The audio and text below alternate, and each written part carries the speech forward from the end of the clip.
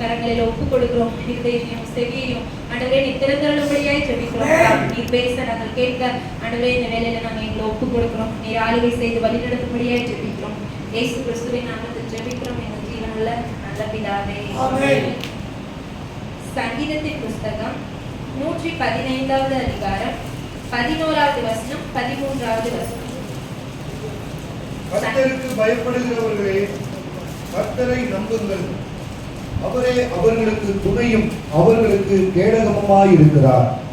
கர்த்தருக்கு பயப்படுகிற பெரியோரையும் சிறியோரையும் ஆசீர்வதிப்பார். இந்த இடத்துல 2 தடவை இந்த அதிகாரத்தை நீங்க வாசிச்சீங்கன்னா இந்த அதிகாரத்துல 2 தடவை சொல்லியிருக்கு.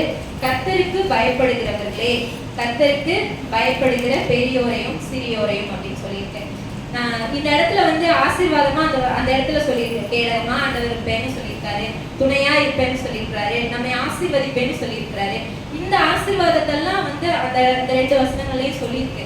ஆனா இதுக்கு நம்மளிடத்துல இருக்க வேண்டிய காரியம் என்ன அப்படின்னு அந்த வசனம் சொல்லுதுன்னா, கர்த்தருக்கு பயப்படுகிற பயம் நமக்குள்ள இருக்கணும் அப்படின்னு சொல்லி இந்த இடத்துல வந்து எழுதியிருக்கு. கர்த்தருக்கு பயப்படுகிற பயம்னா என்ன? தீமையை வெறுப்பதே கர்த்தருக்கு பயப்படுகிற பயம். நீதிமொழிகளின் புஸ்தகம் 8வது அதிகாரம் 13வது வசனத்தை வாசிப்போம். தீமையை வெறுப்பதே கர்த்தருக்கு பயப்படும் பயம். கர்த்தருக்கு ஒரு மனுஷன் பயப்படுறான் அப்படின்னா தீமையை செய்யறதுக்கு அவன் இருதயம் விரும்புகிறதா?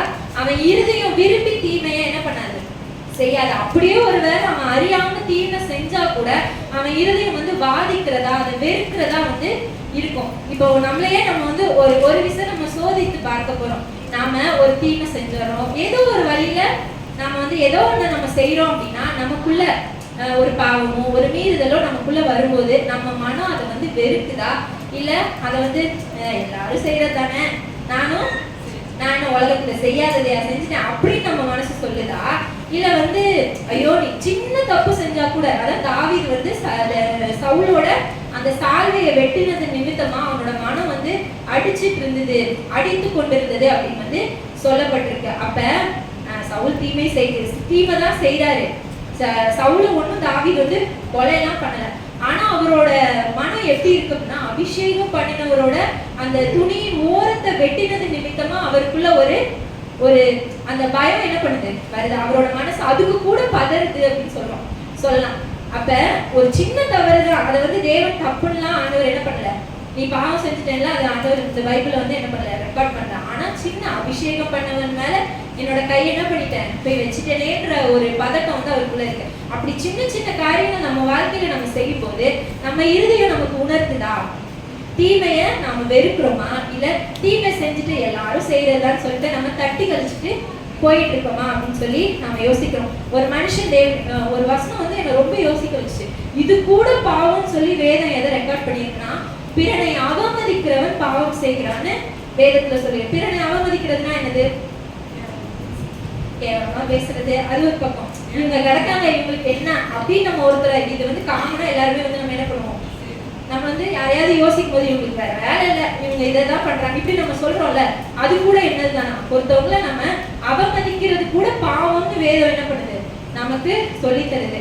தீமையை நம்ம வந்து வெறுக்கணும் அப்படின்னா இந்த வேதத்துல இருந்து ஒவ்வொரு வசனங்களை வாசிக்கும் போதும் ஆண்டவர் என்ன பண்ணுவார், நமக்கு இது தீமை இது தீமை. வேதத்தை வாசிக்காதவர்களுக்கு ஆண்டவர் என்ன பண்ண முடியாது, இடைப்பட முடியாது. அப்படியே ஆண்டவர் நேரடியாய் பேசினாலும் அவங்களுக்கு உணர்வு என்ன பண்ணாது, வராது.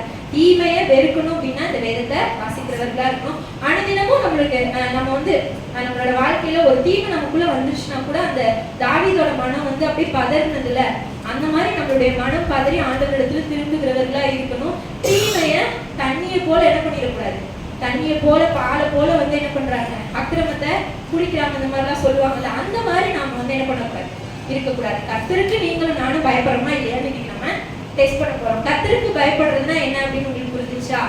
தீமையை வெறுப்பதே கர்த்தருக்கு பயப்படுகிற பயம். ஞாபகம் வச்சுக்கோங்க. சரி, இப்ப நம்ம கர்த்தருக்கு பயப்படுறோம் அப்படின்னா நமக்குள்ள கீழ்ப்படிதல் இருக்கும். கர்த்தருக்கு பயப்படுகிற ஒரு மனுஷனுக்குள்ள கண்டிப்பா கீழ்ப்படிதல் இருக்கும். ஆதியாகமத்தின் புஸ்தகம் 22வது அதிகாரம் 2வது 3வது வசனத்தை வாசிப்போம். ஆதியாகமம் 22வது அதிகாரம் 2, 3வது வசனம்.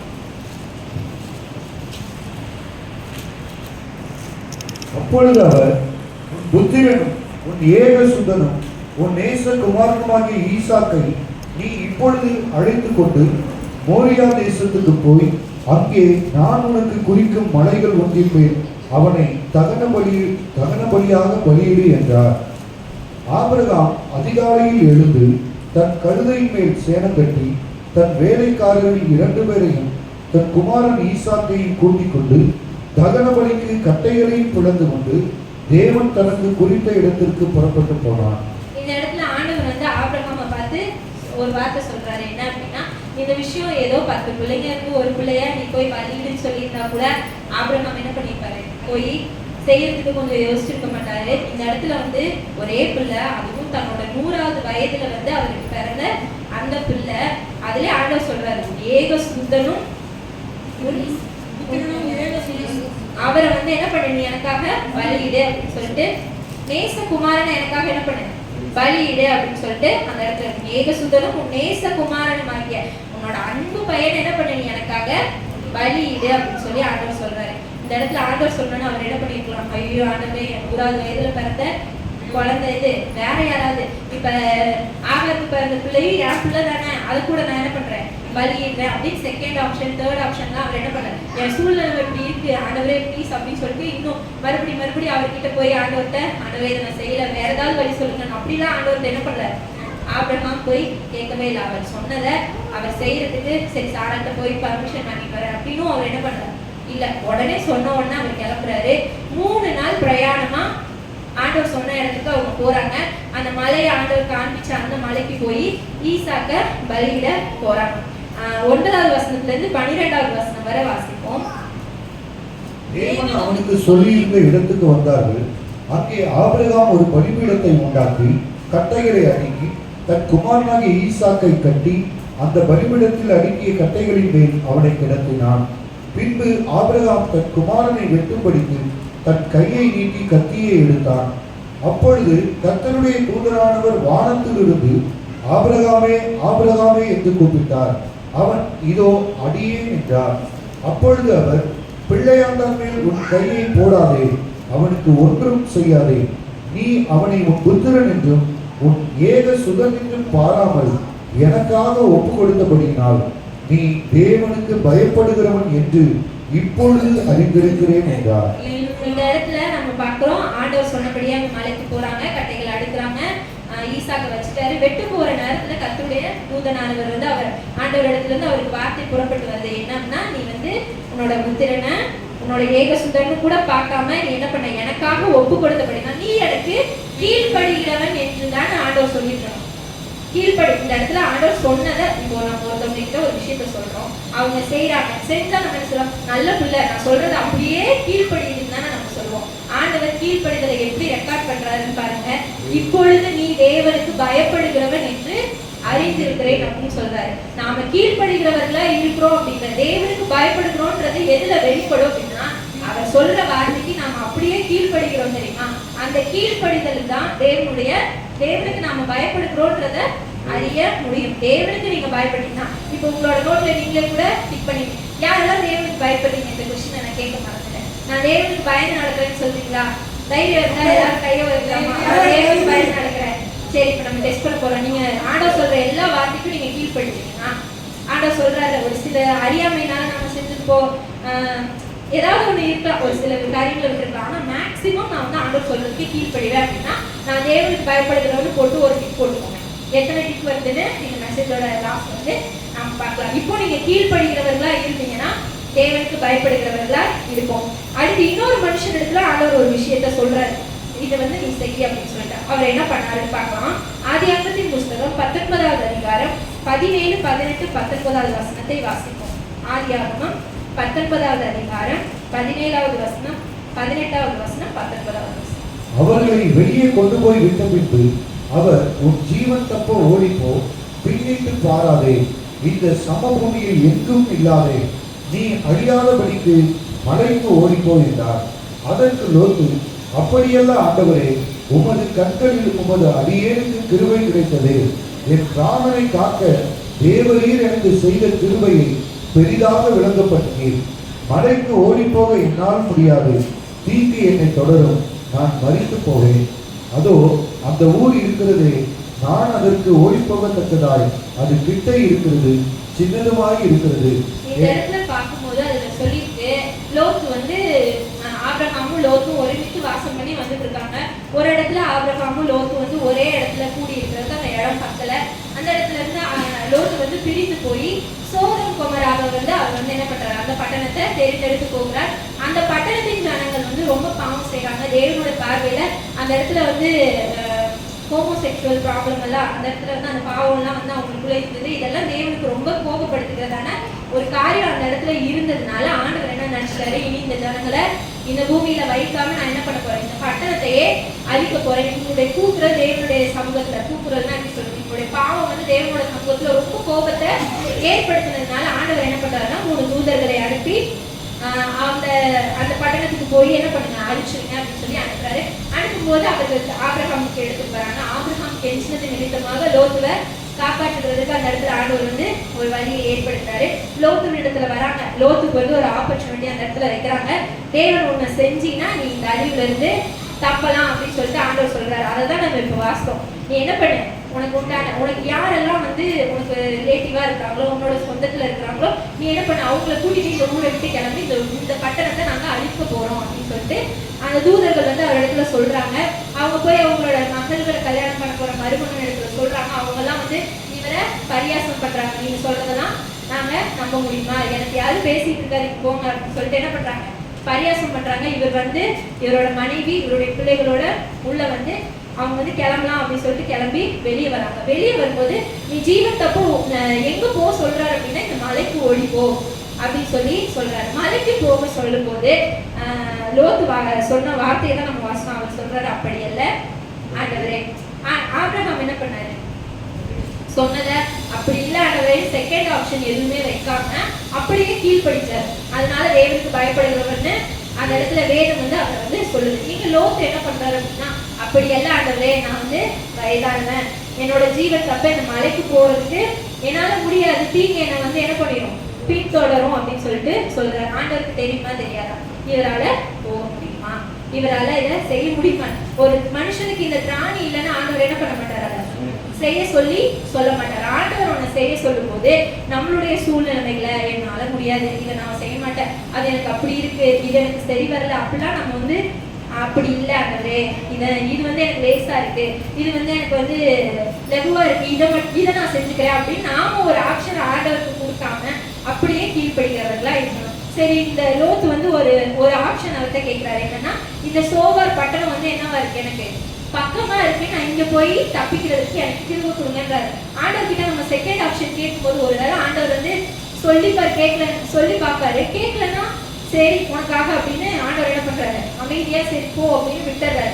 அந்த இடத்துல நாம வந்து ஒருவேளை ஆண்டவர் இடத்துல இருந்து கேட்டு அந்த செகண்ட் ஆப்ஷனை வாங்கிக்கிட்டாலும் நம்ம இடத்துல அந்த இடத்துல என்ன பண்ண முடியாது, நிம்மதியா அந்த இடத்த இருக்க முடியாது. அதுதான் அந்த அடுத்த வசனங்களை வாசித்து பார்க்கும்போது அந்த இடத்துல வந்து 30வது வசனங்களை வாசித்து பாருங்க. பின்பு லோத்து சோவாரிலே குடியிருக்க பயந்து, அவர் கேட்ட இடம் தான், அவர் பார்த்து இந்த மலையில போய் என்னால இருக்க முடியாது, இந்த சோவார்ல போய் இந்த சோவார் பட்டணத்துல போய் நான் என்ன பண்ணிக்கிறேன் இருக்கிறேன் அப்படின்னு சொல்றாரு. ஆனா அந்த இடத்துக்கு போனதுக்கு அப்புறம் ஆண்டவர் சொல்லும் போதே மலைக்கு என்ன பண்ணிக்கலாம், போயிருக்கலாம். ஆனா அப்படி இல்லை அப்படின்னு ஒரு ஆப்ஷன் கேட்கிறாரு. அந்த ஆப்ஷனை அவரால் நிம்மதியா இருக்க முடியல. அந்த இடத்துல அவருக்கு பயம் வந்து மறுபடியும் மலைக்கு போகிறார். ஆண்டவர் சொல்லும் போதே நம்ம செய்யும் போது சில தாமதமா செய்கிற முடிவுகள் கூட வந்து நம்மளோட வாழ்க்கையில தேவ திட்டத்தை மாற்றி நம்ம வந்து பாவம் செய்கிறதுக்கு, நம்ம தேவனை விட்டு பிரிகிறதுக்கு, தேவனுடைய கோபம் நம்ம வருகிறதுக்கு ஏதுவா இருக்கும். இந்த லோத்து வந்து அந்த சோவார்லையும் குடியிருக்க முடியல. ஆண்டவத்தை கேட்ட ஆப்ஷன்ல அதுல வந்து அவரால் நிம்மதியா என்ன பண்ண முடியல, குடியிருக்க முடியல. அவர் மறுபடியும் மலைக்கு போறார். அந்த இடத்துல பாவ சந்ததிகளை பெற்றெடுக்கிறதுக்கு ஏதுவாய் அந்த இடத்துல மாறுது. நம்ம ஆண்டவர் சொல்லும் போது சரி அப்படின்னு அவருக்கு அப்படியே நம்ம கீழ்ப்படுகிறவர்களா இருந்தோம் அப்படின்னா ஆபிரகாம் போல தேவனுக்கு பயப்படுகிறவர்கள் அப்படின்னு நம்ம ஆண்டவர் வந்து நம்ம சொல்லுவார். ஒருவேளை நம்ம ஆப்ஷன் வச்சு நான் இதை செஞ்சுக்கிறேன் ஆண்டவரே, என்னால இதெல்லாம் முடியாது அப்படின்னு நம்ம வழியை நம்ம மாற்றுவோம் அப்படின்னா, ஒருவேளை தாமதமா ஆண்டவரோட வார்த்தைக்கு கீழ்ப்படுவோம்னா அது நமக்கு ஆசீர்வாதமா இருக்குமா அப்படின்னு கேட்டீங்கன்னா அது கண்டிப்பா ஆசீர்வாதமா இருக்காது. ஆண்டவர் சொல்லும் போது அப்படியே கீழ்ப்படுகிறவர்கள் தான் தேவனுக்கு பயப்படுகிறவர்கள். ரெண்டாவது யாரு அவருக்கு பயப்படுகிறவர்கள் அப்படின்னு பார்க்கும்போது பொல்லாப்புக்கு விலகுகிறவர்கள் அவருக்கு பயப்படுகிறவர்கள். யோபுவின் புஸ்தகம் 1வது அதிகாரம் 1வது வசனத்தை வாசிப்போம். முதல்ல கீழ்ப்படுகிறவர்கள் அவருக்கு பயப்படுகிறவர்கள், இரண்டாவது பொல்லாப்புக்கு விலகுகிறவர்கள் அவருக்கு பயப்படுகிறவர்கள். தேசத்திலே யோபு என்று பெயர் கொண்ட ஒரு மனுஷன் இருந்தான். அந்த மனுஷன் உத்தமனும் சன்மார்க்கனும் தேவனுக்கு பயந்து பொல்லாப்புக்கு விலகுகிறவனுமாய் இருந்தான். ஒரு மனுஷன் தேவனுக்கு பயப்படுறான் அப்படின்னா அவனால தீமை செய்ய முடியாது. அப்படியே தீமை செய்தாலும் மனம் வந்து தேவனிடத்துல அவன் என்ன பண்ணிடுவான், திரும்பி வந்துடுவான். முதல்ல தேவனுக்கு பயந்து அப்படின்னு சொல்லி அடுத்த வார்த்தை என்ன சொல்லப்படுதுன்னா பொல்லாப்புக்கு விலகுகிறவனுமாய் இருந்தான். இது யாரோ சொன்ன வார்த்தை இல்ல, இது தேவன் யோபுவை குறித்து சொன்ன வார்த்தை. அதே அதிகாரத்துல 22வது வசனத்தை வாசிப்போம். இவை எல்லாவற்றிலும் யோபு பாவம் செய்யவும் இல்லை, தேவனை பற்றி குறை சொல்லவும் இல்லை. இங்க என்ன நடக்குது அப்படின்னா சாத்தான் வந்து அந்த யோபுவை சோதிக்கிறதுக்கு தேவனிடத்துல போய் என்ன பண்றான், உத்தரவு கேட்கிறா. தேவன் என்ன பண்றாரு அப்படின்னா தேவன் சொல்லும்போது சொல்றாரு 6வது வசனத்துல இருந்து 8வது வசனத்துல வர வாசிக்கும் போது, ஒரு நாள் தேவபுத்திரர் கர்த்தருடைய சந்நிதியில் வந்து நின்ற போது சாத்தானும் அவர்கள் நடுவில் வந்து நின்றான். கர்த்தர் சாத்தானை பார்த்து நீ எங்கே இருந்து வருகிறாய் அப்படின்னு கேட்கும்போது சாத்தான் சொல்றான், சாத்தான் கர்த்தருக்கு பிரதியுத்தரமாக பூமி எங்கும் உலாவி அதில் சுற்றி திரிந்து வருகிறேன் அப்படின்னு சொன்னான். சொன்ன உடனே ஆண்டவர் அவனை பார்த்து கேட்கிறாரு, கர்த்தர் சாத்தானை நோக்கி என் தாசனாகிய யோபின் மேல் கவனம் வைத்தாயோ, உத்தமனும் சன்மார்க்கனும் தேவனுக்கு பயந்து பொல்லாப்புக்கு விலகுகிறவனும் ஆகிய அவனை போல பூமியில் ஒருவரும் இல்லை அப்படின்னு சொல்லிட்டு யார் சொல்ற வார்த்தை அப்படின்னா தேவன் வந்து சாத்தான் இடத்துல என்ன பண்றாரு சொல்றாரு. அவன் வந்து பொல்லாப்புக்கு தேவனுக்கு பயப்படுகிறதுனால பொல்லாப்புக்கு விலகுகிற மனுஷன் அவனை போல ஒருத்தரும் பூமியில இல்ல அப்படின்னு சொல்லிட்டு தேவனே சாட்சி கொடுக்கிறார். அந்த சாட்சி அவர் ஒரு தடவை சாட்சி கொடுக்கிறார். அதுக்கப்புறமா வந்து அவருக்கு உண்டான எல்லாத்தையும் ஆண்டவர் எடுக்கிறதுக்கு அனுமதி கொடுக்கிறார். அனுமதி கொடுத்ததுக்கு அப்புறம் அவர் என்ன பண்றாரு அப்படின்னா எல்லாமே போயிடுச்சு. அவரோட மனநிலை எப்படி இருந்தது அப்படின்னா இப்ப ஒன்று நமக்கு கொடுத்துட்டு அதை எடுத்தோடனே நம்ம என்ன பண்ணுவோம், இது நீங்க கொடுக்காமலே இருந்திருக்கலாம் அப்படின்னு நம்ம சொல்லுவோம்ல, சொல்லுவோமா சொல்ல மாட்டோம். அப்படி ஒரு வார்த்தையை யோபு என்ன பண்ணலைங்க சொல்லல. அவரோட வார்த்தைகள் இதுல சொல்லிட்டு இவை எல்லாவற்றிலும் யோபு பாவம் செய்யவும் இல்லை, தேவனை பற்றி குறை சொல்லவும் இல்லை அப்படின்னு சொல்லியிருக்கு. எல்லாம் இருந்து ஒண்ணுமே இல்லாதவங்க ஒரு விஷயத்தை இழக்கிறது சாக்ரிஃபைஸ் பண்றது ரொம்ப ஈஸியா இருக்கும். ஆனா எல்லாமே இருந்து எல்லாம் ஒரு நாள்ல எல்லாமே போயிடுச்சு அப்படின்னா அவங்களால அந்த லைஃபை வாழ முடியுமா, எவ்வளவு இழந்த மாதிரி அவங்க இருப்பாங்க. அப்படிப்பட்ட ஒரு சூழ்நிலை மேல யோபு சொல்றாரு. யோபு வந்து தேவனை வந்து என்ன பண்ணலையா, குறை சொல்லவே இல்லையா, எந்த விதமான வார்த்தைகளினாலும் பாவம் செய்யல அப்படின்னு சொல்லியிருக்கு. பொல்லாப்புக்கு விலகுகிற மனுஷன் வந்து கர்த்தருக்கு பயப்படுகிறான் அப்படின்றதுக்கு யோபு தான் ரொம்ப ஒரு எக்ஸாம்பிளா நம்மளால சொல்ல முடியும். ஒரு தடவை ஆண்டவர் என்ன பண்ணிட்டாரு, சாத்தான் இடத்துல இவன் தேவனுக்கு பயப்படுகிறான்னு சொல்றாரு. 2வது தடவையும் ஆண்டவர் சொல்றாரு. 2வது அதிகாரம் 3வது வசனத்தை வாசிப்போம். அப்பொழுது கர்த்தர் சாத்தானை நோக்கி நீ என் தாசனாகிய யோபின் மேல் கவனம் வைத்தாயோ, உத்தமனும் சன்மார்க்கனும் தேவனுக்கு பயந்து பொல்லாப்புக்கு விலகுகிறவனுமான மனுஷனாகி அவனைப் போல பூமியில் ஒருவனும் இல்லை, முகாந்தரம் இல்லாமல் அவனை நிர்மூலமாக்கும்படி நீ என்னை ஏவின போதிலும் அவன் இன்னும் தன் உத்தமத்திலே உறுதியாய் இருக்கிறான். 2வது முறை ஆண்டவர் பார்த்து சொல்றான். ஒரு தடவை சொன்னாலே அது எவ்வளவு பெரிய கிரெடிட் நமக்கு, எவ்வளவு பெரிய ஆசீர்வாதம். மறுபடியும் அவர் வந்து ஆண்டவர் வந்து யோபுவை பத்தி சொல்றாரு. அவன் இன்னும் தன்னோட உத்தமத்துல உறுதியா இருக்கிறான், தேவனுக்கு பயந்து பொல்லாப்புக்கு விலகுகிறவனா இருக்கிறான்னு மறுபடியும் என்ன பண்றாரு ஆண்டவர் சொல்றாரு. பொல்லாப்புக்கு நம்ம விலகுகிறவர்களா இருக்கும்போது நாம தேவனுக்கு பயப்படுகிறவர்கள்னு நம்ம அறிந்து கொள்ளலாம். நாம பாவத்தை வந்து ரொம்ப என்ன பண்ணிடக்கூடாது, பழகி அதுல நாம இருக்கிறோம் அப்படின்னா நம்ம இன்னும் தேவனுக்கு சரியான விதத்துல தேவனுக்கு பயப்படுகிற பயம் இன்னும் நமக்கு சரியான விதத்துல இல்ல அப்படின்னு. ஒரு விஷயம் தீமைன்னு நமக்கு தெரியுது, ஒரு விஷயத்த நம்மளோட மனசு வந்து சிலர்லாம் பார்த்தா வெறுத்துட்டும் அதையே திருப்பி திருப்பி செய்வாங்க பழக்கப்பட்டு, அந்த மாதிரிலாம் இருப்பாங்க. அப்படி நம்ம வெறுத்தும் தீமை என்ன பண்ணக்கூடாது, செய்ய வேண்டாம். தீமை செய்கிறத விட்டு தேவனுக்கு பயப்படுகிறவர்களா நாம மாறுகிறதற்கு யோபு ஒரு அடையாளமா இருக்கிறார். பொல்லாப்புக்கு விலகுகிறவர்கள் தேவனுக்கு பயப்படுகிறவர்கள். இப்ப செகண்ட் டிக் பண்ணிக்கோங்க. நான் எல்லா தீமைக்கும் விட்டு விலகுறேனா, பாவத்தை நான் தள்ளி விடுறேனா, இல்ல பாவத்தை தண்ணியை போல ஒவ்வொரு நாளும் நான் குடிச்சிட்டு இருக்கேன். நீங்க தேவனுக்கு பயப்படுறீங்கன்னா பொல்லாப்புக்கு 2வது விலகி இருப்பீங்க. 3வது வசனத்துக்கு கீழ்ப்படுகிறவர்களாய் வசனத்துக்கு நடுங்குகிறவர்களாய் தேவனுக்கு பயப்படுகிறவர்கள் இருப்பாங்க. சங்கீதம் 119 161 வசனத்தை வாசிப்போம். சங்கீதம் 119 161. பிரபுக்கள் காரணமில்லாமல் என்னை துன்பப்படுத்தினார்கள், ஆனாலும் என் இருதயம் உமது வசனத்திற்கே பயப்படுகிறது. அவருடைய வசனத்துக்கு நாம இப்போ ஒரு வசனம் வாசிக்கிறோம். ஒரு வசனம் வாசிக்கும் போது அந்த வசனம் நம்ம கூட இடைப்படுது. இப்படி நீ இல்ல, எக்ஸாம்பிளுக்கு தன் பாவங்களை மறைக்கிறவன் வாழ்வடைய மாட்டான், அவைகளை அறிக்கை செய்து விட்டு விடுகிறவனோ இரக்கம் பெறுவான்னு ஒரு வசனத்தை வாசிக்கிறோம். நாம ஏதோ ஒரு பாவம் பண்ணிட்டோம், ஆண்டவர் நமக்கு என்ன பண்றாரு, உணர்த்துறாரு. உணர்த்தின உடனே நாம என்ன பண்றோம், அதுக்கு கீழ்ப்படிந்து ஆண்டவரே அறிக்கை செய்து விடுறோமா, அந்த வசனத்தை நம்ம கீழ்ப்படுகிறோமா, அந்த வசனத்தை பார்த்து ஐயோ நான் பாவம் செய்யறேனே, நமக்குள்ள இந்த பாவம் இருக்கே, அதை விட்டு விட்டாதான் இறக்கம் பெற முடியுமே அப்படின்ற ஒரு உணர்வு வந்து தேவனிடத்துல அந்த பாவத்தை அறிக்கை செய்து அதை நம்ம விடுறோமா, இல்ல இது எல்லாரும் செஞ்சுட்டுதான் இருக்காங்க, நான் மட்டும் என்ன புதுசாவா செய்யறேன், இல்ல உலகமே அப்படிதான் இருக்கா அப்படின்னு நினைச்சிட்டு அதை நம்ம ஸ்கிப் பண்ணிட்டு போறோமா அப்படின்னு கொஞ்சம் யோசிப்பாரு. வசனத்தை வாசிக்கும் போது ஒரு நடுக்கத்தோடு பயத்தோடு இந்த வசனத்தின் மூலம் நான் வந்து என்ன பண்ணணும், என் வாழ்க்கையை மாற்றணும், இன்னும் இந்த வசனத்தினால நான் பரிசுத்தம் அடையணும், தேவனிடத்துல நெருங்கி சேரணும் அப்படின்ற ஒரு எண்ணத்தோட ஆண்டவரே இது டைரக்டா ஆண்டவர் வந்து நம்ம கிட்ட பேசினா நம்ம என்ன பண்ணிருக்கோம், முன்னாடி வந்து அவரோட பரிசுத்தின்படி அவருடைய வெளிச்சத்தின் மூலமா நம்ம கிட்ட வந்து முன்னாடி நின்னா பரிசுத்த யோவான் அப்படின்னு அப்போஸ்தலராகிய யோவான் வந்து அவ்வளவு பரிசுத்தமா இயேசுவோட 3 வருஷம் நடந்தவரா இருந்தாலுமே அந்த மகிமையை பார்க்கும்போது செத்தவனை போல கீழே விழுந்தாராம். நம்ம முன்னாடி வந்து நின்னா எப்படி நம்மளால சகிக்க முடியும், நம்மளால எப்படி பார்க்க முடியும், எப்படி உயிரோட இருக்க முடியும். அதனாலதான் ஆண்டவர் என்ன பண்ணியிருக்காரு, பரிசுத்தவான்கள் மூலமாய் அவருடைய வார்த்தையை நமக்கு வெளிப்படுத்தி இருக்கிறார். இந்த வசனத்தை நம்ம வாசிக்கும் போது எப்படிப்பட்ட எண்ணத்தோட வாசிக்கணும்னா ஆண்டவர் என் கூட பேசுறாரு, இது எல்லாமே ஆண்டவர் யாருக்கோ எழுதுனது. இப்ப நம்ம ஒரு சில வசனத்துல வாசிக்கும் போது இது இவங்களுக்கு தான், இது அவங்களுக்கு தான் அப்படின்னு நம்ம என்ன பண்ணக்கூடாது, நாம அடுத்தவங்களுக்காக நமக்கு அடுத்தவங்களுக்கு உணர்த்துறதுக்கு அவங்க கையில பைபிள் கொடுத்துருக்கு, நமக்கு உணர்த்துறதுக்கு தான் நம்ம கையில என்ன பண்ணிருக்காரு பைபிள் கொடுத்துருக்கு. இந்த பைபிள் இருக்கிறது என்ன உணர்த்துறது, உங்க கையில இருக்கிற பைபிள்ல உள்ள வார்த்தைகள் உணர்த்துறது, உங்களை உணர்த்துறது. யாரோ ஒருத்தருக்காக என்கிட்ட ஆண்டவர் என்ன பண்ணல, வசனத்தை எழுதி கொடுக்கல. அந்த எண்ணத்தோட நம்ம வேதத்தை என்ன பண்ணணும், பார்க்கிறவர்களா இருக்கணும். ஒரு வசனம் வாசிக்கும் போது நமக்கு உணர்வை தருது அப்படின்னா இந்த வார்த்தை ஏன் கூட ஆண்டவர் இடைப்படுகிற வார்த்தை அப்படின்னு சொல்லி வசனத்துக்கு நம்ம நடுங்கணும். அதன்படி ஒருவேளை நம்ம இல்லாம இருக்கலாம், எல்லாரும் பரிசுத்தவான்கள் அப்படி நம்ம மாறிட்டோம்னா உடனே ஆண்டவர் என்ன பண்ணிடுவார், நம்மள பரலோகத்துக்கு நீ குவாலிஃபைட் ஆயிட்ட என் கூட ஆண்டவர் என்ன பண்ணிடுவாரு, கூட்டிட்டு போயிடுவார். நம்ம இன்னும் தகுதியற்றவர்களை ஒவ்வொரு நாளும் பரிசுத்தமாய் மாற்றப்படுகிறதுக்கு தான் ஆண்டவர் இந்த பூமியில வைத்து நம்மளை ஆயத்தப்படுத்தி கொண்டிருக்கிறார். இந்த வசனத்தை நீங்களும் நானும் வாசிக்கும் போது ஆண்டவரே என்னை தகுதிப்படுத்தினாலும் ஒவ்வொரு நாளும் அந்த அர்ப்பணிப்புள்ள ஒரு இருதயத்தோட இந்த வசனத்தை வாசிக்கணும்.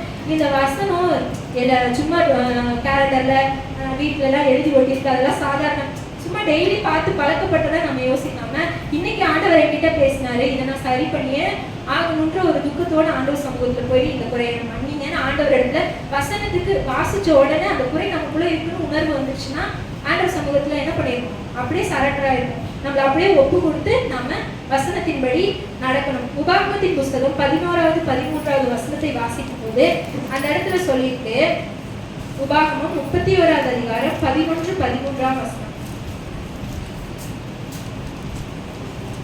தேவனாகிய கர்த்தர் தெரிந்து கொள்ளும் ஸ்தானத்தில் இஸ்ரவேலர் எல்லாரும் அவருடைய சந்நிதியில் சேர்ந்து வந்திருக்கும் போது இந்த நியாயப்பிரமாணத்தை இஸ்ரவேலர் எல்லாரும் கேட்க அவர்களுக்கு முன்பாக வாசிக்க கடவாய். அதை அறியாத அவர்கள் பிள்ளைகளும் கேட்டு நீங்கள் யோர்தானை கடந்து சுதந்திரிக்க போகிற தேசத்தில் உயிரோடு இருக்கும் நாளெல்லாம் உங்கள் தேவனாகிய கர்த்தருக்கு பயப்பட கற்றுக்கொள்ளும் படிக்கும் ஜனத்தை கூட்டி அதை வாசிக்க வேண்டும் என்றார். நாம தேவனுக்கு பயப்படுகிறதை எப்படி கற்றுக்கொள்ள முடியும் அப்படின்னா இந்த வசனத்தை வாசிக்கும் போதுதான் நம்மளால கற்றுக்கொள்ள முடியும். அன்றைய நாட்களில் இஸ்ரவேல் ஜனங்கள் வெளியே வரும்போது ஆண்டவர் ஒரு சில கட்டளைகளை யாத்திராகமத்துல கொடுத்து என்ன பண்றாரு, வழி நடத்தி 10 கட்டளைகளை கொடுக்குறாரு. அப்புறம் லேவியராகமத்துல அநேக கட்டளைகளை கொடுத்து அப்படியே நடத்திட்டு வராரு. ஆனா இப்ப அந்த சந்ததி கொஞ்சம் கொஞ்சமா இறந்து போயிட்டாங்க. அடுத்த புது சந்ததிகள் என்ன பண்றாங்க, உருவாகுறாங்க. அப்ப புது சந்ததிகள் உருவாகும் போது அவங்களுக்கு எப்படி இந்த தேவனுடைய வார்த்தைய, இந்த நியாயப்பிரமாணத்தை, இந்த வசனங்களை எப்படி கற்றுக்கொள்றது? இன்னைக்கு இருக்கிற மாதிரி அன்னைக்கு எல்லா கையிலும் என்ன பண்ணல, பைபிள் இல்ல. அவங்க வந்து மோசே கையினால எழுதியிருக்கிறாரு.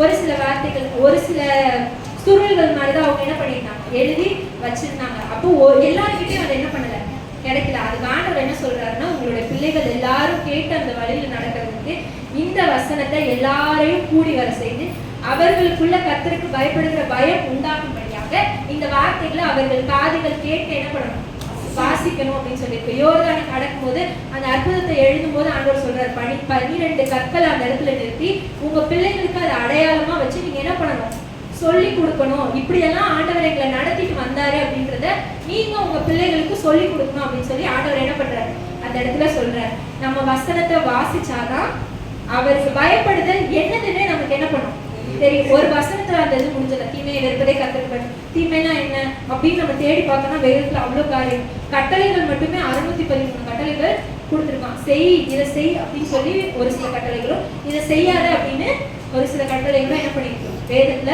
கொடுக்கப்பட்டிருக்கு. இத்தனை கட்டளைகள் கொடுக்கப்படும் போது நம்ம எத்தனை மனசுல வச்சுக்கணும் சொல்லுங்க. ஏன் பைபிள் டெய்லி படிங்க, டெய்லி மெடிடேட் பண்ணுங்க அப்படி ஏன் நம்ம வந்து சொல்லணும்? ஏன் சொல்றாங்க, நமக்கு ஏன் சொல்றாங்க? உங்க அப்பா அம்மாவோ இந்த சர்ச்சுக்கு வரும்போது எல்லாரும் பைபிள் படிங்க, பைபிள் வாசிங்க அப்படின்னு ஏன் அதிகமா சொல்லிக்கிட்டே இருக்காங்க? 613 நம்ம மனசுல வச்சுக்க முடியுமா?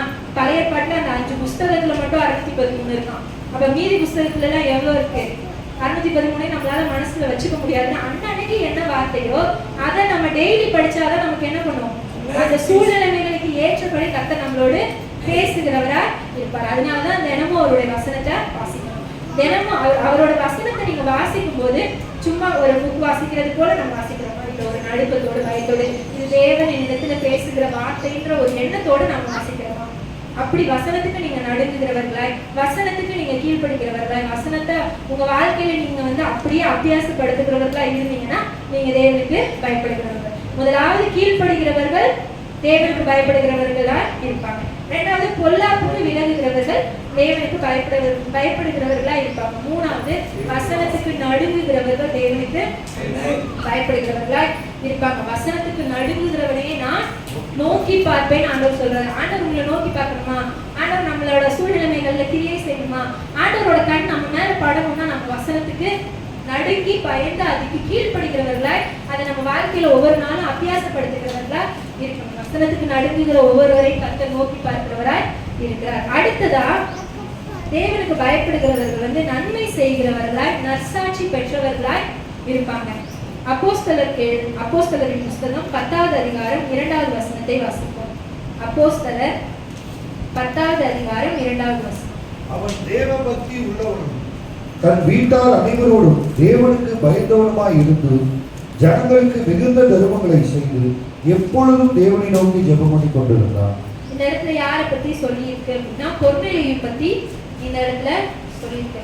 கொர்நேலியை வந்து தேவனுக்கு பயந்து எல்லாருக்கும் வந்து கொர்நேலியை வந்து புறஜாதியான ஒரு மனுஷன் தேவனுக்கு எப்படி பயப்படுறான் அப்படின்றது இந்த அதிகாரத்தை நீங்க வாசி பார்த்தீங்கன்னா அதுல தெரியும். தேவனுக்கு பயப்படுகிறோம் அப்படின்றது எதுல தெரியும் அப்படின்னா, இப்ப நீங்க வந்து தேவனுக்கு பயப்படுகிறோம், தேவனுக்கு கீழ்ப்படுகிறோம், அவரோட வசனத்தை வாசிக்கிறோம், அடுத்து நம்ம சபைக்கு வரோம், எல்லாம் வந்துட்டு நம்மள இந்த உலகம் என்ன பண்ணிட்டு இருக்கு பார்த்துட்டே இருக்கு. இப்ப எல்லாரும் போல எல்லாருமா இருந்துட்டா ஒரு சிலர் வந்து நம்மள என்ன பண்ணிருக்க மாட்டாங்க, நோட் பண்ணிருக்க மாட்டாங்க. இப்படி வாரானா வெள்ளை சில கட்டிட்டு வாரானா பைபிளை தூக்கிட்டு இப்படி சர்ச்சுக்கு போறாங்களே இவங்க எப்படின்றத அந்த நீங்க இருக்கிற இடத்துல உள்ளவங்க என்ன பண்ணுவாங்க பார்த்துட்டே இருப்பாங்க. நம்ம கெட்ட வார்த்தை அவங்கள போலவே நம்மளும் பேசணும்னா என்ன சபைக்கு போறாங்க இவங்களும் நம்மள மாதிரி தான் இருக்காங்க, நம்மளும் அவங்கள போலவே சண்டை போட்டுட்டு நம்ம இருந்தோம் அப்படின்னா சின்ன சின்ன காரியங்களுக்கும் சண்டை போட்டுட்டு இருந்தோம்னா அவங்க என்ன பண்ணுவாங்க, நம்மள பாப்பாங்க இப்படி சண்டை போடுறாங்க, இவங்க சர்ச்சுக்கு போறதுனால இவங்களுக்கு என்ன டிஃப்ரெண்ட் இருக்கு இவங்களுக்கு அப்படி என்ன பண்ணுவாங்க, அவங்க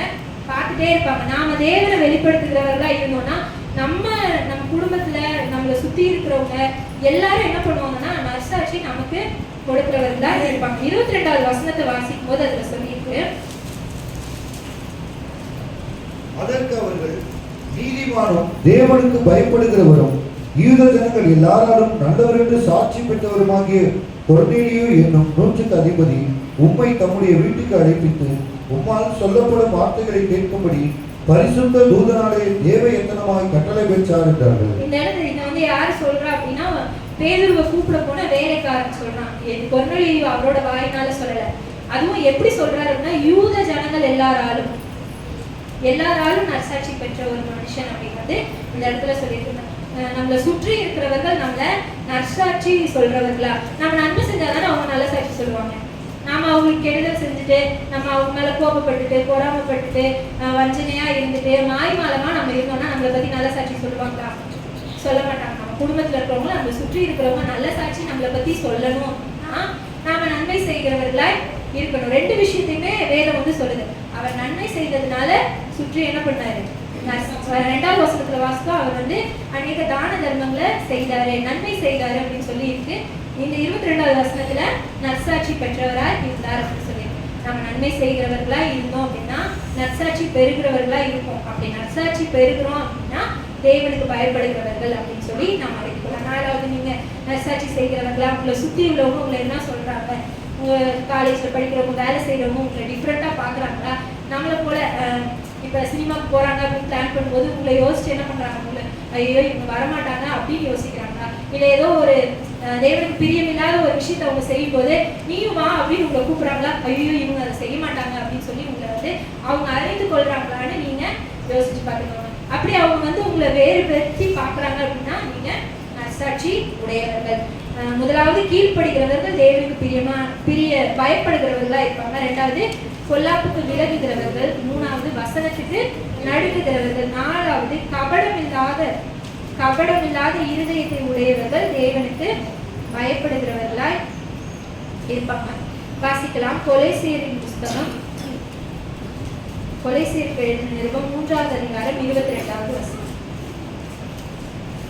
வேலைக்காரரே, சரீரத்தின்படி உங்கள் எஜமான்களாய் இருக்கிறவர்களுக்கு எல்லா காரியங்களையும் கீழ்ப்படிந்து நீங்கள் மனுஷருக்கு பிரியமாய் இருக்க விரும்புகிறவர்களாய் பார்வைக்கு ஊழியம் செய்யாமல் தேவனுக்கு பயப்படுகிறவர்களாக கபடமில்லாத இருதயத்தோடே ஊழியம் செய்யுங்கள். கபடமில்லாத இருதயத்தோடு, தேவனுக்கு பயப்படுகிறவர்களாக கபடமில்லாத இருதயத்தோடு ஊழியம் செய்யுங்கன்னு சொல்லிட்டு, தேவனுக்கு ஒருத்தவங்க பயப்படுறாங்க அப்படின்னா 2 வேஷம் என்ன பண்ண மாட்டாங்க, போட மாட்டாங்க. கபடம்னா என்னது? உள்ள ஒண்ணு வச்சு வெளியே ஒண்ணு பேசுறது. அப்புறம் ஒரு உண்மையான ஒரு மனசோட இருக்கிறவங்க தான் கபடம் இல்லாதவங்க. என்ன மனசுல நினைக்கிறாங்க, என்ன வந்து உள்ள இருக்கிறாங்க, அப்படிதான் அவங்களோட கிரியைகள் இருக்கும். இப்ப கிரியைகள் ஒரு மாதிரியும், இப்ப பேச்சு ஒரு மாதிரி. முன்னாடி இருந்து நல்லா பேசுவாங்க, பின்னாடி போய் அவங்களுக்கு விரோதமா செய்வாங்க, குறை பேசுவாங்க, இதெல்லாம் செய்வாங்க. இப்படி இருக்கிறவங்க 2 இருதயம் உள்ளவங்க. இவங்க வந்து மாறுபாடான இருதயம் உள்ளவங்க, இவங்க கபட இருதயம் உள்ளவங்க. இப்படிப்பட்டவர்களா நீங்களும் நானும் இருந்தோம்னா தேவனுக்கு இப்ப நம்ம நல்லபடியா பேசும்போது யார் பாக்குறா? ஆண்டவர் பாக்குறாரு. பின்னாடி வந்து அவங்களை குறை சொல்லும் போது, அவங்களுக்கு விரோதமா எதையாவது ஒண்ணு நம்ம செய்யும் போது அதை யார் பாக்குறா? ஆண்டவர் பார்க்கிறவரா இருக்கிறார். கபட இருதயம் இல்லாதவர்களா நீங்களும் நானும் இருக்கும்போது நாம தேவனுக்கு பயப்படுகிறவர்கள்னு நம்மளே அறிந்து கொள்கிறவர்களா இருப்போம். மத்தேயு எழுதின சுவிசேஷம் 10வது அதிகாரம் 16வது வசனத்துல சொல்லியிருக்கு, சர்ப்பத்தை போல வினா உள்ளவர்களும், இந்த வசனம் தெரியாதா? சர்ப்பத்தை போல வினா உள்ளவர்களும் புறாக்களை போல கபடற்றவர்களுமாய் இருக்கணும் அப்படின்னு சொல்லி வேதத்துல நமக்கு ஆண்டவர் வந்து எழுதி வைத்திருக்கிறார். புறாக்களை போல கபடற்றவர்களா இருக்கிறது தான் நம்ம வச்சிருக்கிறார். 2 மைண்டா இருக்கிறது தேவனுக்கு பிரியம் இல்லாத. அப்படிப்பட்ட இடத்துல தேவனுடைய இருதயம் பிரியமா என்ன பண்ணாது, இருக்காது. தேவனுக்கு பயப்படுகிறவங்க எதனால அறிவோம் அப்படின்னா நம்ம இந்த 2 இருதயமா, இந்த கபட இருதயம் இல்லாதவர்களா நம்ம இருக்கும்போது தேவனுக்கு பயப்படுகிறவர்களா இருப்போம். வசனத்துக்கும் இதை வந்து ஆவிக்குரிய காரியத்துக்கும் எடுத்துக்கலாம். சபைக்கு வரும்போது தேவனுக்கு கீழ்ப்படுகிற மாதிரியான எல்லா காரியங்களையும் கேட்டு அப்படியே அமைதியா தேவனுக்கு பயப்படுகிறவர்களா இங்க நாம காமிச்சுட்டு உலகத்துல போய் எதை காண்பிக்கிறோம்? இங்க கற்றுக்கொள்கிற காரியத்தை உலகத்துக்கு முன்பாக நாம வந்து வெளிப்படுத்துகிறோமா? நம்மளுடைய வீடுகளில் அதை வெளிப்படுத்துறோமா? தேவனுக்கு 2 வேஷம், சபைக்கு ஒரு வேஷம், வீட்டுல ஒரு வேஷம். இப்படி நம்ம என்ன பண்ணக்கூடாது, ஆவிக்குரிய காரியங்களையும் இருக்கக்கூடாது, உலக காரியங்களையும் 2 வேஷம் உடையவர்களா நாம் என்ன பண்ணணும், இருக்கக்கூடாது. அப்படி நம்ம கபடம் இல்லாத இருதயம் உள்ளவர்களா நீங்களும் நானும் இருக்கும்போது தேவனுக்கு பயப்படுகிறவர்கள் அப்படின்னு சொல்லி இருக்கோம். இப்போ வந்து நீங்க டிக் போட்டீங்கல்ல, எத்தனை டிக் உங்களுக்கு வந்திருக்கு நீங்களே பார்த்துக்கோங்க. நீங்களே அதுக்காக என்ன பண்ணுங்க, ப்ரேயர் பண்ணுங்க. ஆண்டவரே, இந்த விஷயங்கள் எல்லாம் நான் என்னவா இருக்கேன், நான் சரியா இருக்கனால நான் சொல்லல, நீங்க எல்லாரும் சரியா இருக்கனால அப்படி இல்லை. எல்லாருக்குள்ளே என்ன பண்ணுவோம், குறை இருக்கும். ஒரு சில காரியங்கள் நமக்கு சரின்னு இருக்கும், ஒரு சில காரியங்கள் நான் இன்னும் சரி ஆகணும் அப்படின்னு இருக்கும். சரியாகிறதுக்காக தான் ஆண்டவர் நம்ம இடத்துல என்ன பண்றாரு, ஒவ்வொரு நாளும் பேசி கொண்டு இருக்கிறாரு. அதனால இந்த வார்த்தைகளை அசால்ட்டா நம்ம விடாம ஒவ்வொரு நாளும் நம்ம வந்து இந்த வார்த்தைகளின்படி இருக்க பிரயாசப்பட்டு தேவனிடத்துல ஒரு உணர்வுள்ள இருதயத்தோட நம்ம ஜெபிக்கும் போது ஒரு நாள் இல்லைனாலும் ஒவ்வொரு நாளும் நம்ம அதை பழகும் போது அது நமக்கு எளிதாயிடும். நம்ம தேவனுக்கு பிரியமா, தேவனுக்கு பயப்படுகிறவங்கள நாம மாறுவோம். சரி, தேவனுக்கு பயப்படுகிறதுனால நமக்கு என்னென்ன ஆசீர்வாதங்கள்னு அப்படியே நிறைய ஆசீர்வாதங்கள் இருக்குது. என்னால எழுதிட்டே வரணும். அவ்வளோ ஆசீர்வாதங்கள் வேதத்துல இருக்கு. ஒரு சில காரியம் நம்ம சங்கீதம் 115 அதிகாரம் 11-13 வசனத்துல வாசிக்கும் போதே அதுல சொல்லி அவர் கேடகமா இருப்பார்னு சொல்லியிருக்கு, அவர் துணையா இருப்பார்னு சொல்லியிருக்கு, கர்த்தருக்கு பயப்படுகிற பெரியோரையும் சிறியோரையும்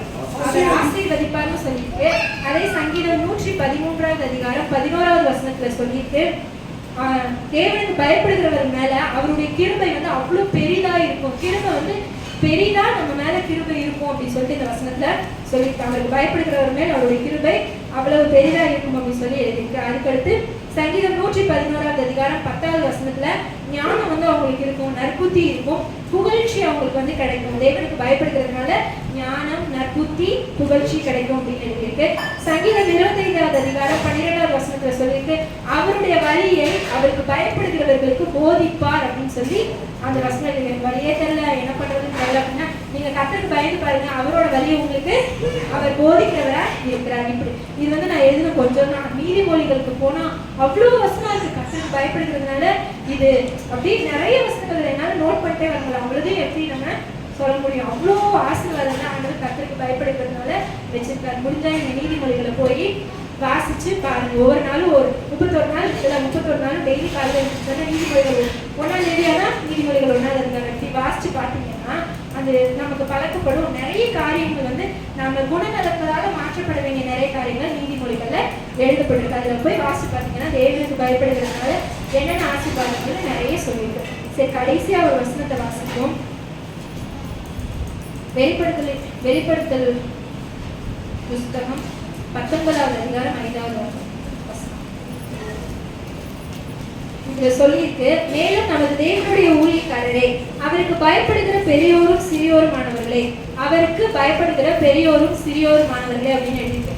இந்த வார்த்தை எங்க சொல்லப்பட்டது, எப்படிப்பட்ட இடத்துல சொல்லப்பட்டதுன்னா பரலோகத்துல தேவனால் மீட்கப்பட்ட கூட்டம், அவருக்காக இந்த பூமியில வாழ்ந்து அவர் எடுத்துக்கொண்ட ஜனங்கள் வந்து கூடி இருக்கிற அந்த கூட்டத்தை பார்த்து ஆண்டவர் என்ன சொல்றாரு அப்படின்னா, தேவனுக்கு அவருக்கு பயப்படுகிற சிறியோரும் பெரியோரும் மாணவர்களே. பரலோகத்துக்கு யார் தான் போவா? அவருக்கு பயப்படுறவங்க தான் போவாங்க. பரலோகத்துக்கு போகணும்னு தான் நம்ம எல்லாருமே வாஞ்சிக்கிறோம். தேவனுக்கு பயப்படுகிறவர்களா இருக்கிறவர்கள் தான் அந்த பரலோகத்தை என்ன பண்ணுவாங்க? சுதந்திரித்துக் கொள்ளுகிறவர்களா இருப்பாங்க. கடைசியா ஒரு வசனம், மல்கியாவின் புஸ்தகம் 1வது அதிகாரம் 6வது வசனத்தை வாசிக்கும் போது, மல்கியா 1வது அதிகாரம் 6வது வசனம், குமாரன் தன் பிதாவையும் ஊழியக்காரன் தன் எஜமானையும் கனம் பண்ணுகிறார்கள். நான் பிதாவானால் என் கனம் எங்கே? நான் பிதாவானால் என் கனம் எங்கே? நான் எஜமானானால் எனக்கு பயப்படும் பயம் எங்கே? நான் எஜமானானால் எனக்கு பயப்படும் பயம் எங்கே? ஆண்டவர் இதே கேட்கிறதா உங்க இடத்துல கேட்கிறார். கண்களை மூடி நம்மளா ஆண்டவருடைய சமூகத்துல நம்ம அர்ப்பணிப்போமா? நம்ம தேவனுக்கு கீழ்ப்படுகிறோமா? பொல்லாப்புக்கு நம்ம விலகுகிறோமா? நம்ம தேவனுக்கு பயந்துதான் நடக்கிறோம்னு நம்ம அநேக வேலையில நம்ம நினைக்கிறோம். நம்ம கர்த்தருக்கு பயந்து அவருடைய வழியில நடக்கிறோம் நம்ம நினைக்கிறோம். ஆனா நம்மளை சோதிச்சு பார்க்கும்போது எவ்வளவு நம்ம ஆண்டவருக்கு கீழ்ப்படுகிறவர்களா இருக்கிறோம், எத்தனை பொல்லாப்புகளை விட்டு நம்ம விலகுகிறவர்களா இருக்கிறோம். வசனத்தை வாசிக்கும் போது நம்ம நடுங்குகிறோமா? அந்த வசனத்துக்கு நம்மளை அர்ப்பணிக்கிறோமா? இதன்படி வாழணும்னு நம்மளை ஒப்பு கொடுக்குறோமா? கொஞ்சம் நம்மளையே நம்ம சோதிச்சு பார்க்க வேண்டிய நேரத்துக்கு நேரம் வந்திருக்கிறோம். யோசிச்சு பாருங்க. கர்த்தருக்கு பயப்படுகிறோம்னு சொன்னோன்னே எல்லாருடைய கைகளும் இந்த இடத்துல உயர்ந்தது. ஆனா பயப்படுகிறோம் அப்படின்னா நம்மளோட வாழ்க்கையில என்னென்ன காரியங்கள் வெளிப்படணும், இந்த காரியங்கள்லாம் நமக்குள்ள இருக்கணுமே. கீழ்ப்படிதல் நமக்குள்ள இருக்கணும். தீமையை வந்து நம்ம வெறுக்கணும். பொல்லாப்புக்கு வந்து நம்மளோட கால் வந்து பொல்லாப்பு செய்ய நிறைந்தோடுகிறதா இருக்கக்கூடாது. பொல்லாப்பை வெறுத்து தேவனுக்கு பயப்படும். தேவனுக்கு பயந்து பொல்லாப்பை விட்டு விலகின யோபுவை போல நாமளும் பொல்லாப்புக்கு விலகுகிறவர்களா இருக்கணும்னு வேதம் சொல்லுது. எத்தனை பேர் அந்த பொல்லாப்புக்கு விலகுகிற இருதயத்தோட இருக்கிறீங்க? பொல்லாப்பு நமக்கு நேராய், தீமை நமக்கு நேராய், பாவம் நமக்கு நேராய் வந்து போது அதை உதறி தள்ளிவிட்டு ஓடுகிற இருதயம் எத்தனை பேருக்கு இருக்கீங்க? ஆண்டவரிடத்துல கேட்போமா? அப்படிப்பட்ட காரியங்களை நம்ம குறைவுள்ளவர்களா இருப்போம். ஆண்டவரே, இந்த வேலையில கீழ்ப்படிக்கிற ஒரு இருதயத்தை எங்களுக்கு தாங்கப்பா. எல்லா காரியங்களும் நாங்க கீழ்ப்படுகிறவர்களா இருக்கோம்ப்பா. உங்களிடத்துல நாங்க வந்து காரணத்தையோ சூழ்நிலையோ சொல்லிக்கொண்டு ஆண்டவரே உங்களுடைய வார்த்தையை நாங்கள் அசட்டை பண்ணுகிறவர்களா இருக்கக்கூடாது. ஆண்டவரே, தேவனுக்கு கீழ்ப்படிதல் என்னதென்று ஆண்டவரே நாங்கள் அறிந்து கொள்ளணும்ப்பா. ஆண்டவரே, கீழ்ப்படுகிற ஒரு இருதயத்தை எங்கள் ஒவ்வொருவருக்கும் கற்பனையாய் ஜெபிக்கிறோம்ப்பா.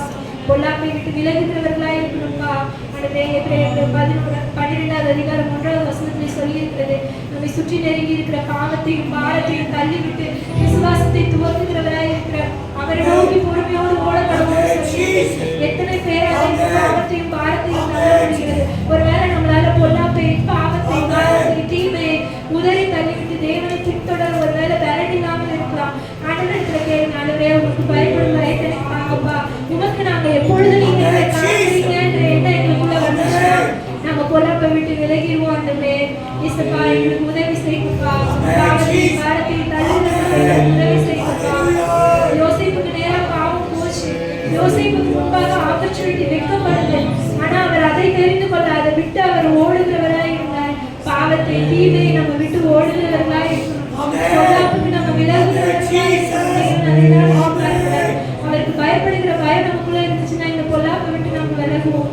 வசனத்துக்கு நம்ம அப்படியே கீழ்ப்படிகிறோம். ஒருவேளை வசனத்தை எந்த எண்ணத்தோட இவ்வளவு நாள் நம்ம வாசிச்சோம் தெரியல, இனிமே நம்ம வாசிக்கும் போது ஒரு நடுக்கத்தோட வசனத்தை வாசிக்கிறோம்.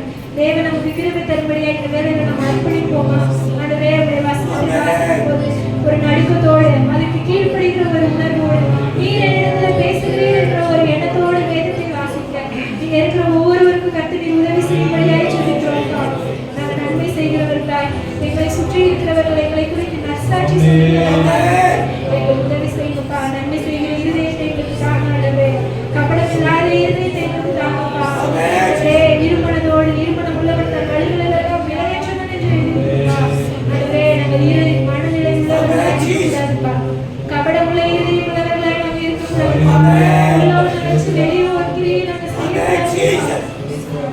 எல்லாவற்றையும் காண்கிற தேவனுக்கு முன்பாக ஆண்டவரே ஒன்றும் மறைவாய் இருக்கிறது இல்லை. ஆண்டவரே, இதை நாங்கள் உணர்ந்தவர்களாய் ஆண்டவரே புறாக்களை போல கபடற்றவர்களாய் எங்களுக்கு உதவி செய்யும்படியாய் ஜெபிக்கிறோம்ப்பா. ஆண்டவரே, கடைசியாக ஒரே நான் உங்க தேவன், நீங்க எங்களை தெரிந்து கொண்டீங்கல்ல, நான் உங்க எஜமானா, எனக்கு பயப்படுகிற பயம் உண்மையிலே இடத்துல தேவனுக்கு பயப்படுகிற பயம் இருக்கா? ஒருவேளை அந்த பயத்தை நமக்கு வரைஞ்சு பலவிதமான காரியங்களை நம்ம விலகின்றவர்களாக இருக்கிறோமா? ஆண்டவருக்கு பயப்படுகிற பயத்தை விட்டுட்டு உலகத்துக்கு பின்பாக நம்ம போயிட்டு இருக்கோமா? எந்த காரியம் நம்ம மேற்கொண்டிருக்கோம்? ஆண்டவருக்கு இப்பொழுது ஆண்டவருடைய சமூகத்தை அறிக்கை செய்து நம்ம ஜெபிக்கும் போது உதவி செய்கிறவராய் கீழ்ப்படுகிற ஆவியை தேவன் தரும்படியாய் பொல்லாப்பை விட்டு விலகுவதற்கு தேவனுடைய கிருபையை கர்த்தர் நமக்கு தருகிறார். இந்த வேளையில எல்லாரும் ஒருமனப்பட்டவர்களாய் உங்களுக்கு ஆண்டவர் பேசுற ஒரு வார்த்தை, அந்த ஒரு வார்த்தை சொல்லி இந்த காரியங்களை எனக்கு உதவி செய்யுங்கப்பா. உங்களுக்கு பயப்படுகிறவனுக்கு சாட்சி தருகிறேன். உம்மை நம்புகின்ற மனிதர்களை உமது அன்பு என்றும் சூழ்ந்து கொள்ளும். உம்மை நம்புகின்ற மனிதர்களை உமது அன்பு என்றும் சூழ்ந்து கொள்ளும். உள்ளமெல்லாம் மகிழுதையா உங்க நம்புகிறாய். உள்ளமெல்லாம் மகிழுதையா